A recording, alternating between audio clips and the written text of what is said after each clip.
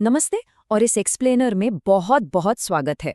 आज हम सीधे एक ऐसी अविश्वसनीय कहानी में गोता लगाने वाले हैं जहां कला और अथाह संपत्ति का मिलन होता है। मतलब एक ऐसी विरासत जिसने असल में हमारे पूरे देश की विजुअल आइडेंटिटी यानी हमारी दृश्य पहचान को ही आकार दे दिया। ये कहानी 19वीं सदी के शाही दरबारों से शुरू होकर आज के रिकॉर्ड तोड़ने वाले नीलामी घरों तक जाती है। ये सिर्फ कैनवास पर फैले रंगों की बात नहीं है, बल्कि इस बारे में है कि कैसे एक अकेले इंसान के विजन ने हमारी रोजमर्रा की संस्कृति को हमेशा के लिए बदल कर रख दिया। तो चलिए बिना किसी देरी के शुरू करते हैं। 167.2 करोड़ रुपए, जी हाँ, लगभग 17.9 मिलियन डॉलर्स। ये कोई आम नंबर नहीं है। हाल ही में 1890 के दशक की एक बहुत ही शानदार मास्टरपीस यशोदा और कृष्ण के लिए ठीक यही चौंका देने वाली कीमत चुकाई गई है।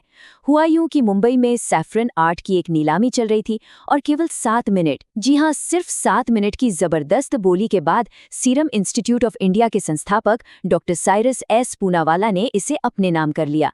इस एक अकेली घटना ने भारतीय मॉडर्न आर्ट के बाजार में सचमुच तहलका मचा दिया है।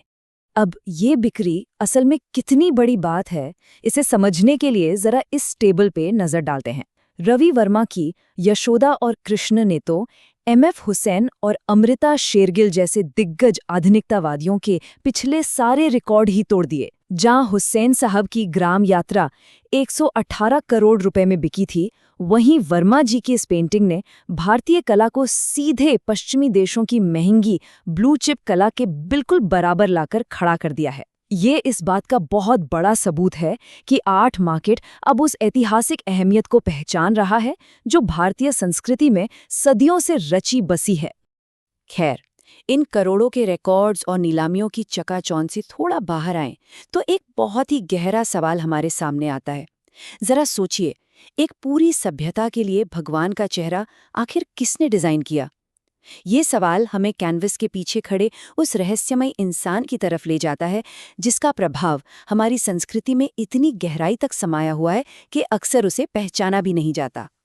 तो आइए बात करते हैं पूर्व और पश्चिम के संगम की, यानी रवि वर्मा की उस खास तकनीक की। 1848 में केरल के एक कुलीन परिवार में जन्मे राजा रवि वर्मा ने कला की कोई फॉर्मल ट्रेनिंग नहीं ली थी। वो पूरी तरह से एक स्वशिक्षित जीनियस थे। उन्होंने जो किया वो भारतीय कला के इतिहास में पहले कभी नहीं हुआ था। उन्होंने दो बिल्कुल अलग कलात्मक दुनियाओं को आपस में जोड़ दिया।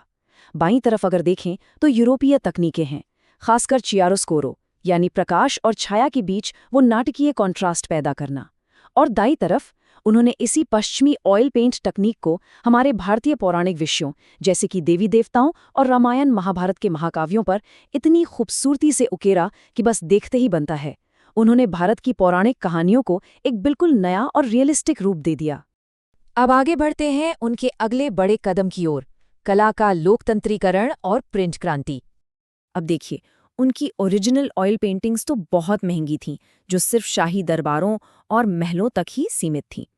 लेकिन रवि वर्मा का मानना था कि कला पर सिर्फ अमीरों का हक नहीं होना चाहिए, इसे हर आम इंसान तक पहुंचना चाहिए। और इसी सोच ने जन्म दिया इस खास तकनीक को, जिसे कहते हैं ओलियोग्राफ। असल में ये रंगीन प्रिंटिंग का एक बहुत ही एडवांस तरीका है। रवि वर्मा यूरोप से भारी भरकम मशीनें और एक्सपर्ट्स भारत लेकर आए ताकि इन प्रिंट्स को बहुत बड़े पैमाने पर छापा जा सके। उनका मकसद साफ था, ऑयल पेंटिंग जैसी दिखने वाली शानदार तस्वीरें इतनी सस्ती हों कि वो पूरे देश के हर साधारण घर की दीवारों तक पहुंच सकें। इस टाइमलाइन से हमें उनकी इस शानदार यात्रा का अंदाजा लगता है। 1894 में बॉम्बे में उनकी प्रेस की शुरुआत हुई और फिर 1899 में इसे मालवली शिफ्ट कर दिया गया। लेकिन बाद में आर्थिक तंगी की वजह से 1901 में उन्हें ये प्रेस अपने ही एक जर्मन टेक्नीशियन फ्रिट्ज श्लेशर को बेचनी पड़ी। फ्रिट्ज के अंडर ये प्रेस खूब फली फूली, लेकिन आखिरकार कहानी का अंत बहुत ही दुखद रहा। 1972 में लगी एक भयानक आग में पूरी की पूरी फैक्ट्री और कई कीमती लिथोग्राफिक पत्थर जलकर खाक हो गए। एक ऐसा सपना जिसने कला को घर घर पहुंचाया था, वो राख में तब्दील हो गया। लेकिन उनका प्रभाव कभी खत्म नहीं हुआ। आज हम जो आधुनिक देवत्व देखते हैं वो उन्हीं की देन है। सच कहूं तो आज कैलेंडर्स, पोस्टर्स या मंदिरों में हम हिंदू देवी देवताओं का जो भी रूप देखते हैं चाहे वो कमल पर विराजमान माँ लक्ष्मी हो या हाथ में वीणा लिए माँ सरस्वती, वो विजुअल भाषा लगभग 100% राजा रवि वर्मा के दिमाग की ही उपज है। उन्होंने वास्तव में देवी देवताओं की सामूहिक कल्पना को एक असली चेहरा दे दिया। धर्म से थोड़ा आगे बढ़कर अब बात करते हैं कि कैसे उन्होंने भारतीय नारीत्व की नई परिभाषा गढ़ी, एजेंसी, स्थान और दृष्टिकोण के जरिए। औपनिवेशिक भारत में उनका काम सिर्फ देवी देवताओं तक सीमित नहीं था। उन्होंने उस समय के जेंडर रोल्स को बहुत गहराई से चुनौती दी। अब शकुंतला की इस पेंटिंग को ही ले लीजिए। पहली नजर में ऐसा लगता है कि वो बस अपने पैर से एक कांटे निकाल रही हैं, बिल्कुल एक आम सी पारंपरिक छवि।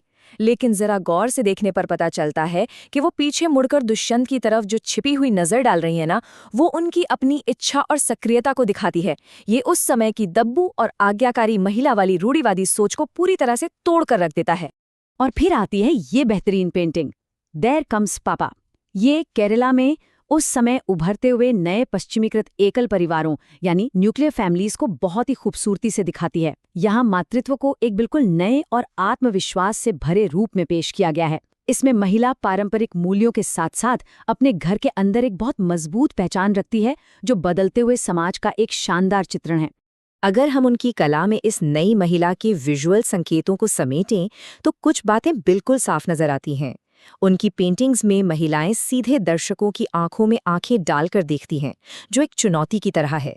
वो घर की चारदीवारी से बाहर निकलकर खुली जगहों पर मौजूद हैं। उनके बैठने या खड़े होने का तरीका बेहद कॉन्फिडेंट है। उनके हाथों में खुली किताबें हैं जो आधुनिक शिक्षा का प्रतीक हैं, या फिर वाद्य यंत्र हैं जो कला तक उनकी पहुंच को दिखाते हैं। इन छोटी छोटी लेकिन बहुत ही शक्तिशाली बातों ने उस समय की कठोर पितृसत्तात्मक सीमाओं को व्यवस्थित रूप से नष्ट किया। तो अब आते हैं उनके आखिरी और सबसे अहम पहलू पर, एक अमर विरासत। ये काम एक मास्टरपीस था या सिर्फ किटसिच? मजे की बात यह है कि कला जगत में राजा रवि वर्मा की इस विरासत पर आज भी बहुत तीखी बहस होती है। विद्वानों के बीच दो बिल्कुल अलग खेमे हैं।